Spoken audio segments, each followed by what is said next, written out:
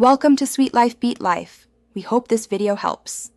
In this video, I will explain how to make a beach blender. First, let's dive into the exciting world of portable blending. Imagine fresh smoothies or frozen drinks right by the ocean. We'll cover everything from selecting the right blender to powering it up with a 12-volt battery. This guide will help you assemble a robust, on-the-go blending station, ensuring your beach days are even more refreshing. Get ready to transform your outdoor experience with delicious, custom-made beverages. To begin, you'll need a few key items. Start with a small, robust blender, ideally one that operates on around 300 to 500 watts. Next, secure a 12-volt deep cycle battery. A marine battery works wonderfully. You'll also need a power inverter, rated for at least 500 watts, to convert the battery's direct current into alternating current for your blender. Don't forget heavy-gauge wires and appropriate connectors for safe assembly. Now, let's put it all together.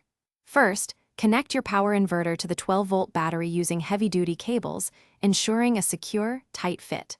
Always connect the positive terminals first, then the negative. Next, plug your blender into the inverter. It's crucial to house both the battery and inverter in a sturdy, weather-resistant box for protection. Double-check all connections for stability and safety before powering on your new portable blending station. With your beach blender ready, here are some tips for optimal use. Pre-cut and pre-chill your ingredients at home to save time and battery life on location. When blending, use short, 15-second bursts to avoid overheating the motor and draining your battery too quickly. After enjoying your delicious creations, clean the blender thoroughly. Proper cleaning and storing your setup in a dry, protected area will ensure it lasts for many seasons of refreshing beach drinks. Thanks for watching. Consider subscribing if we helped you.